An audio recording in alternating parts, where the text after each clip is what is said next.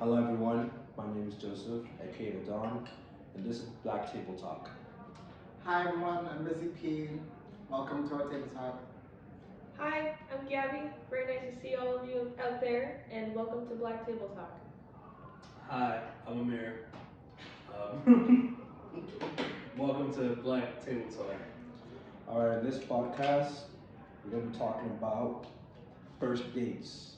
Tonight's conversation, essential icebreakers. So, goal of the game is basically you take a chance, they ask you out, and you said yes. But will the first date be everything you imagine it to be, or an epic fail? Tonight's conversation, the first date, will help you break the ice and fill the awkward silence, ask something deeper than, so what college did you go to, or what did you major in? But first dates don't have to be filled with fake laughter and stock questions. You can decide if there should be a second date by talking about the stuff you really want to know. Like, if he or she ever been outside of a 10-mile radius of his or her residence, and if she or he expects you to be her sugar daddy. Ooh. Right? Ooh. Okay. It's the easiest fun way to get to know the person you've been eyeballing for months. So, take a leap, ask them out, and don't forget, tonight's conversation is the first date edition. Shuffle the cards. Of course, we gotta do that. Let's shuffle the cards. All right, we all ready? Mm-hmm. Sure? Because there's gonna be some wild cards in here. I'm telling you. First question. What's the sweetest thing someone has ever done for you? Okay. She wrote me a note. She wrote something on there. And there's been multiple like women doing this for me. You know what I mean? It's nothing really special. And they told me how they felt about me, so it was pretty like, pretty personal. So it was really cool. What's you?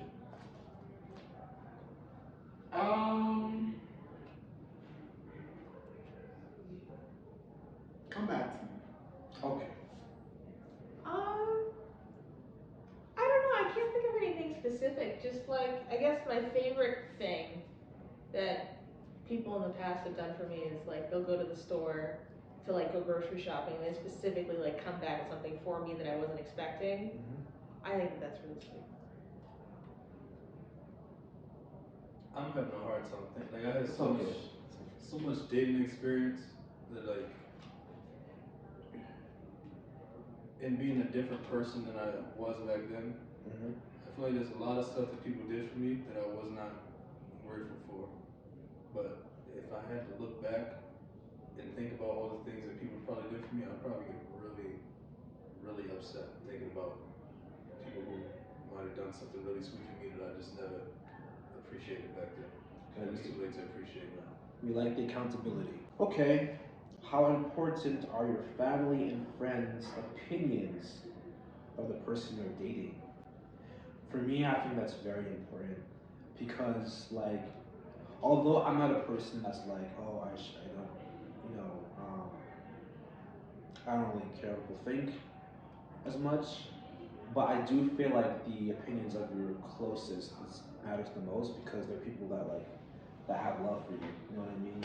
So I will say like, yeah, it matters quite a lot because if this person is someone that I see myself being with for a very long time, then I want my family to get along with that person. I don't want them to be in an argument because you also want to have connection with your family members as well. So you don't want to be like disconnected. So personally, I think it's important to an extent. Because I do want my family members to, get along with the partner that I'm with. And I want them, I don't want any like divide to be there. But this could go two ways. So it can, if your family member doesn't like the person you're with, they could be seeing something that you're not seeing, because, you know, let's be cliche, but love is blind. So like, they know you, I don't want to say like they know you like, you know yourself, but they know you more than that person would know you, and they would know or have somewhat of an idea of what's good for you. But at the same time, it could be bad too, because they might not just like the person because they just don't like the person. You know what I mean? So I feel like at some point you have to balance between what you're feeling in the moment, what's right for you, and take in the feedback that you're getting from your family members and your friends. I personally, like I said, it's to an extent. So like, if my friends and my family don't like them, but like there's never been not once a red flag, I wouldn't take their advice or their words too seriously. But if I have noticed a few things here and there, I'm like, then I would question it. I would question it. So like, yeah, my family, my friends' input on stuff is important. Okay. I am not a super family-oriented person,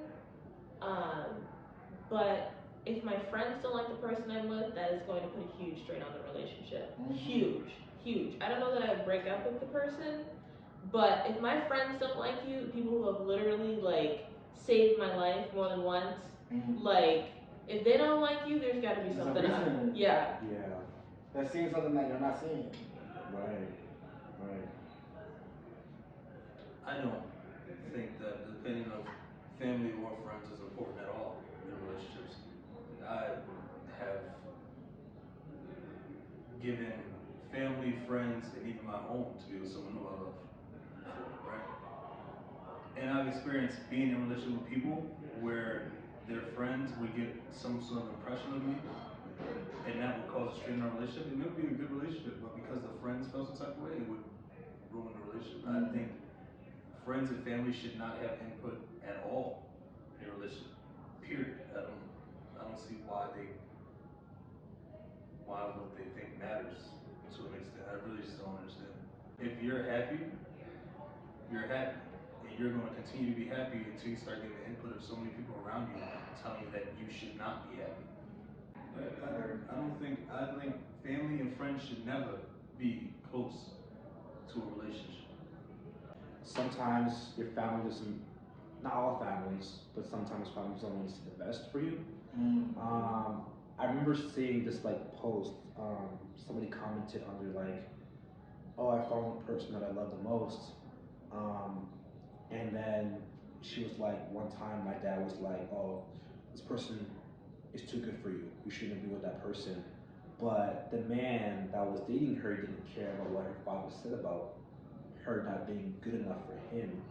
And now they're together. You have to it's really the gut feeling and intuition. How has your family shaped you? For the good or for the worse? And you're gonna have to really see it for yourself. Everyone is different. If you've grown up in a great family where things have turned out very well for you and you generally feel that way, then yeah, go ahead, like listen to them. But if not, then it's really up for you to decide whether that person is good for you. Let me pick one. Alright, want to pick one? Yeah. Alright, go ahead. I'll fix that ginger ale.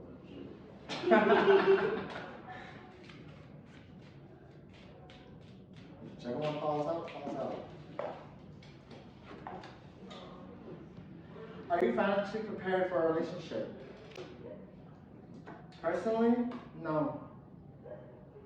I feel like right now I'm dating myself. I feel like right now I am in the process of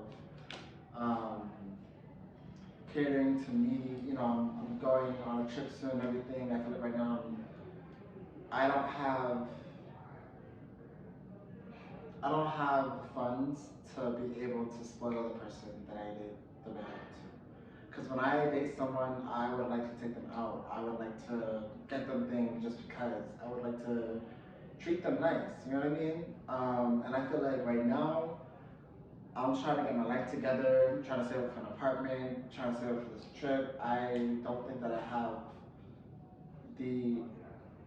think it'd be responsible for me to get into a relationship right now and date someone, because I know that like just in the back of my head, like should they take me out, and I know how I am, I'm gonna want to take them out too. You know what I mean? Like I'm gonna want to also spoil them as much as they spoil me. So if I'm not gonna say that like I'm shutting myself off to relationships, but like if I get with a person that understands that, then cool. But I don't know. It's a comfortability thing. Am I financially prepared for a relationship? I'm never not financially prepared. I don't know. I'm the kind of person that makes decisions and then deals with the consequences later, for better or worse. In all honesty, I am that kind. I think I make good decisions though.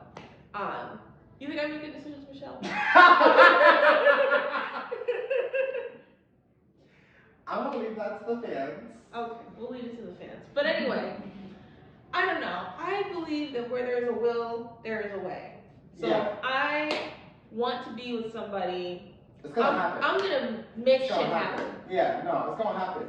So am I financially prepared for a relationship? Yeah, but it's like a It's like yes and. yeah. Yeah. Honestly, I'm gonna just say yes. Like I'm financially prepared for a relationship. Just not in just not in one. But I am financially prepared for one. Boy, Jesus. If God willing. But it happens. But no, I'm yeah, I'm just gonna leave it at that. Financially, I don't know, because I am a college student, so I get to pay for my resources, my books. I mean, my parents do help, but it's just like I want to be independent as well. Yeah, I don't want to like depend on them for everything, even though that's what they're there for. After a certain age, I just want to, make sure that I'm financially supporting myself, because I'm heading to the real world and I just can't have my parents holding my hands. So I'm gonna say like yes and no. Like I could if I wanted to, but at the moment, if I really put effort into saving up money, then yeah, I'll do that. But I guess right now I'm just like financially focused on myself. Yeah, I don't want to be too transparent, but yeah, just focus on what I gotta do. You know what I mean? As a person and as an individual. So yeah. Why don't we take turns picking cards? Yeah. Yeah, sure. Okay. How many official relationships have you been in? And what gives them that distinction? No. We're gonna pass. No. We're gonna pass. Yeah. Yeah. Okay. Bring another one. Take another one. Shit. Going for the jugular on the first fucking date. On the first date. This game said first That's date. the question you asked and it's over. It's over. No. Oh, this is a good one. If your life was a book, what would this chapter be called? That's a good question. That is a good question. Oh, I'm answering first? Why are you looking at me? Well, at this stage in my life, I'm getting ready to finish school, getting ready to have my career maybe take off a little bit. Maybe like it's like a transitional period because I'm single now. I don't know, maybe like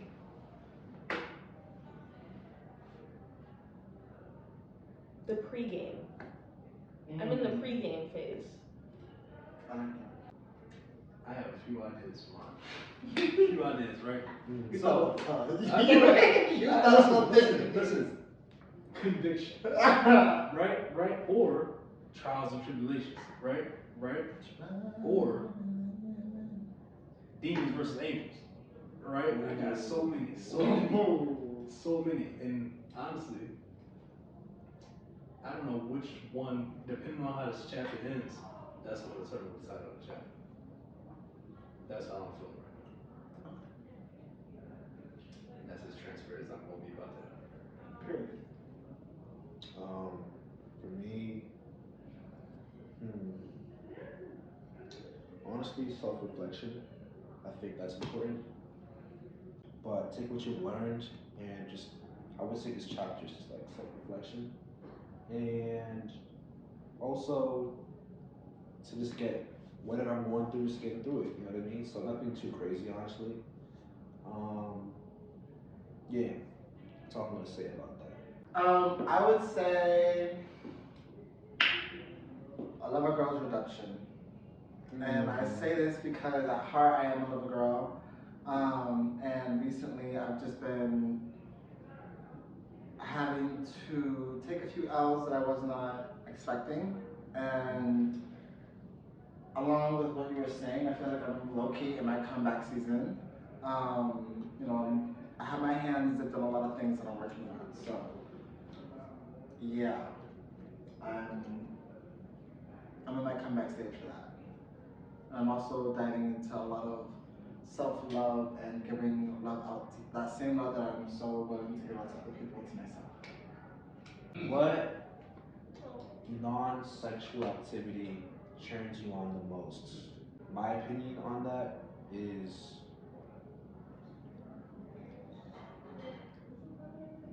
getting to understand what they do. Like, what does their word look like? Try to go into that, ask them questions. Like, hey, look, what are you doing right now? That is something that turns me on because he really wanted to get to know me and knowing what I want to do. So, yeah, I'd say for that, one of my turn ons.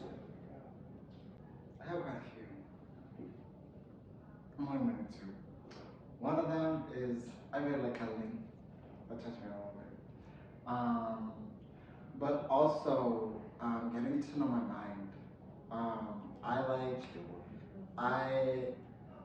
I can't have sex with someone who doesn't put me mentally into it, who doesn't like know how to work my mind and know how to like, I don't know, just, I don't know what I'm looking for, but someone that knows how to speak to me and speak to my soul, not just to me or not just know how to work my body, but like someone who like understands me as a person. Well, I'm a really nerdy person. Once you get to know me, I don't seem like one on the outside, but I was a huge nerd in school. So I think what turns me on most in a non-sexual context is probably like a really intellectual conversation and like being able to really like debate with someone and like see their point of view on things and like learn how they think and have them try to like understand you. I find that whole process to be really intellectual. Mine would be seeing someone talk about their passions, like passionately talking about. I love that too. That's like you have to really. That's just really attractive. Like me looking at you and you telling me about.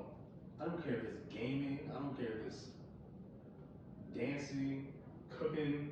It could be about some shit I don't care about at all. But seeing you talk about it, or seeing you talk about like, for example, law or whatever, like you're really into it. You really got goals. You're really talking about like how you feel about the specific thing. That is very attractive. Yeah. Tell me about your first love. I was young. I was very young. When you're a kid, you're innocent, so I would consider that to be love. You can like that person. I mean, I'm not too sure about love. That's what you know about love at the time. Yeah. It's still love because it's what you know. Right. And plus, you're a kid, so you're not really doing anything sexual. Or things like that, you know what I mean? So, for me, I think I was in the first grade. Yeah. And I like this girl. Oh my gosh, she's very. I don't know why I liked her. Yeah, I would say that's my first love. I was 16, and I'm not saying no names, but I met them in Google actually, and we went to the same school, so it's kind of ironic. And I just remember them like walking into class, and their curly hair. They're like they're El Salvadorian, so like I remember like them coming into class, sitting down, and like being like very not reserved, but like they held themselves together so well. And that was actually one of my first relationships. I was 17. There was nothing you could tell me about this man. Nothing. Could not tell me anything. Blonde hair, blue eyes, muscles, went to a really good school for bio, like just checking off all of my boxes. But he was still in love with his ex, so. Damn. Yeah. It's okay, I wrote about it, it's fine. I got a record coming out. No cap, like I actually do have a record coming out about it. Selfless plug is crazy. You can find it on Spotify. Coming out this fall. Yeah, you know what? I respect that though. You know what I mean? It's a hustle. I gotta respect the game. Yeah, that's wild. That's true, man. That's awesome. Yeah. I was sitting here thinking about the whole time while you were talking, and that reminded me of the sweetest thing someone did for me, and it was actually her. And I fell in love really young. I fell in love when I was like 12, 13, this girl. Her name's Caitlin. Not Caitlin. Caitlin, yeah. She's Puerto Rican, and she was like, kind of like a Disney Channel girlfriend. You know, like in Disney Channel, the girls pick on you and like mess with you and everything, and then it turns out they had this big ass crush on you at the end of the day. She was like that. Like somehow we ended up dating, and she had this massive crush on me, and I had this crush on her too.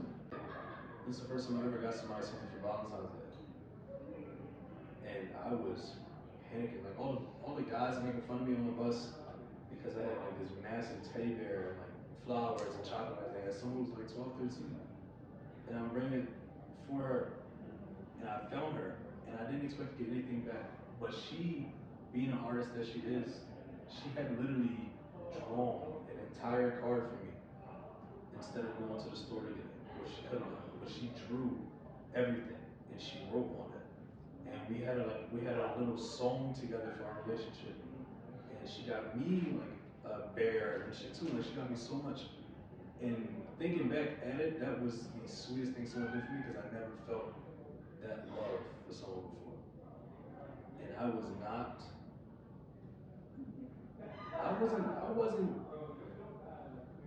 this time. I wish I would have met her today instead of back then because I was not the man that I am now. Obviously, being that age. And I feel like if we met today, we would be together forever. Forever. This round is going to be a little quick, kind of like bullet points. Question is, what time expectations do you have of someone you're dating? I don't know why it says what time expectations. What? Or I guess what time in your life. How much time do you expect them to invest? I think that's what the question's asking. responding and like communication. For me, if you know this person is interested in you, you should let them know, right off the bat if you are interested in them, because then that way the communication will flow. Time expectations should be quick. I understand people are busy, but really, you can make time for the ones that you actually care about. No, I agree with that. I feel like I am a very understanding person. As someone who like doesn't always respond to the text messages immediately, I don't always expect someone to respond immediately. But like, if we're both interested, then there should be some type of priority. I'm one of those who's like has their phone like right there all the time. So like, regardless of what I'm doing, unless I'm playing guitar or in class, if you try to get a hold of me, I will answer the phone immediately. Oh, you're so much better than me. My phone's always on Do Not Disturb. Like, it's bad. Yeah. So in terms of like a time expectation, me personally, and I want someone to match my energy. I'm the kind of person who is highly responsive, very proactive, and very much like, if I want you, I want you. So I would want someone to match that energy. No, I agree. If I'm going to be with you, we're both going to be busy. If you wanted to have me, we'll look at it. Yeah. Is there anyone who would be hurt to find out you're on a date right now? Simple answer, no. And I don't think they should be, because all that matter you know, if I'm dating someone at this moment, like if he didn't want me at that time, then what's the point? You know, whether it'll be like an ex or something. So if we had like a mutual understanding, I don't think that we should be upset. You know? You spoke for me. I fully agree. Fully agree. You should not be upset that I'm out here doing me. Mind your business and drink your water.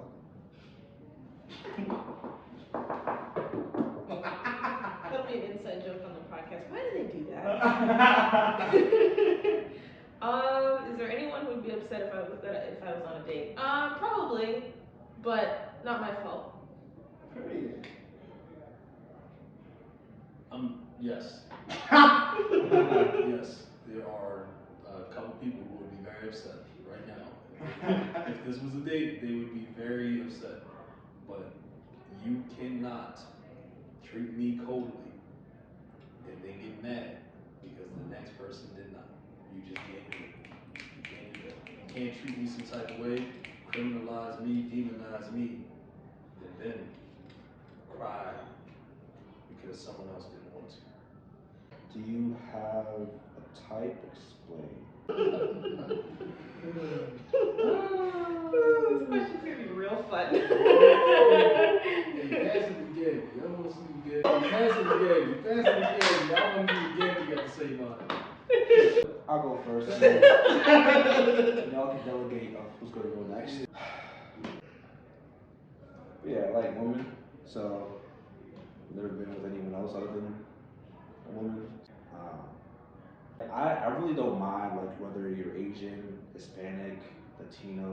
I really don't mind, but I guess someone close to my culture, you know what I mean, because they understand a lot more, whether it be Caribbean or African culture.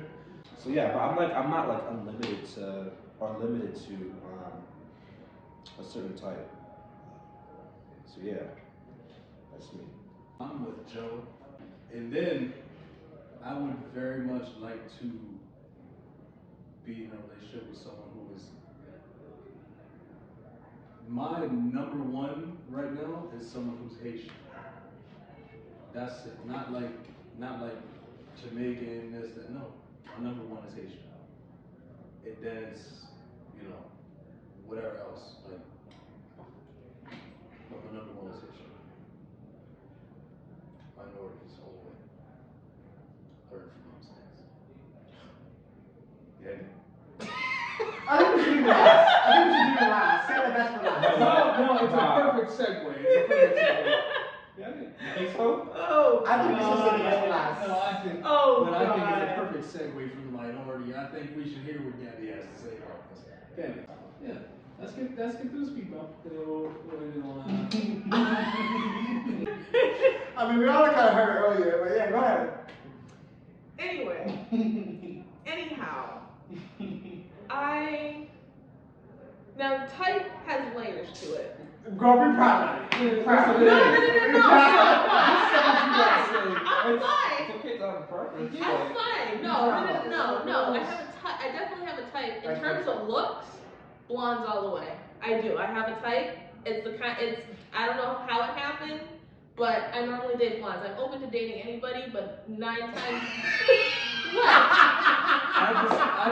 I just want to cut in and clarify for the people at home. Black people do not have blonde hair. Well, actually, Some are not blonde. Actually, my blonde really mean my blonde. We need coily blonde. some countries. I don't Wait, hold on. We can do all the technicalities. That's not what That's not what she's talking about. That's not what she's talking about. Gabby That's not what she's talking about. Gabby's from Cape Cod. Gabby's from Cape Cod. She's not from any fucking country that might have niggas with blonde hair. She's from Cape Cod. Only niggas with blonde hair in Cape Cod are literally niggas with blonde hair. That's it. Niggas with blonde hair and perms live in Cape Cod. And she ain't talking about those. Continue. Shut up. Don't kill me. I have talked to, now I haven't gone out with a guy of every race, but I've talked to men of every race. I have a tendency, do I have a tendency to date white men? Yes, I do. Am I ashamed of it? No, not at all. In terms of type, I feel like personality type is also a big thing. And I have a tendency to go out with people who are incredibly intellectual, almost to the point of being pretentious sometimes, which I need to be more careful about. And I have a tendency to date people who kind of lack a sense of humor. Or at least like their sense of humor doesn't match mine.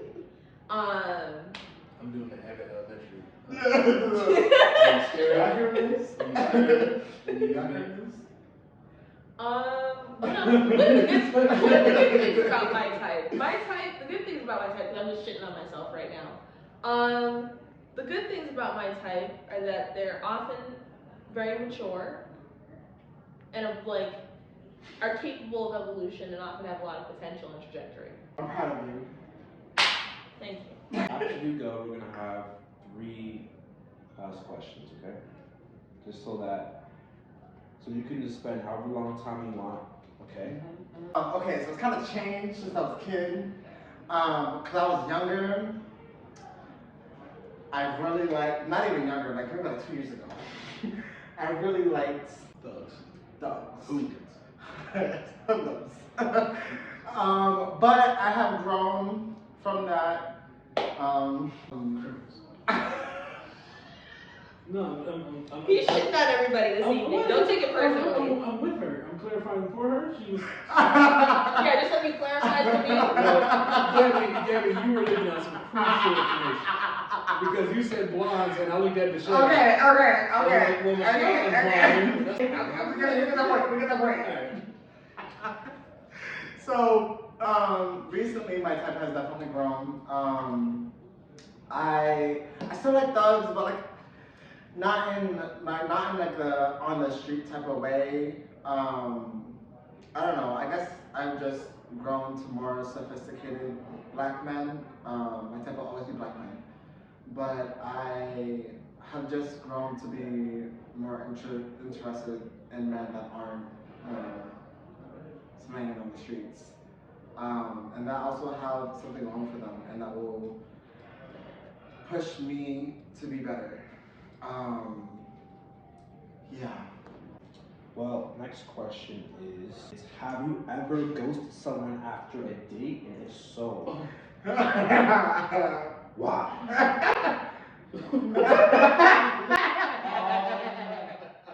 Have I ghosted someone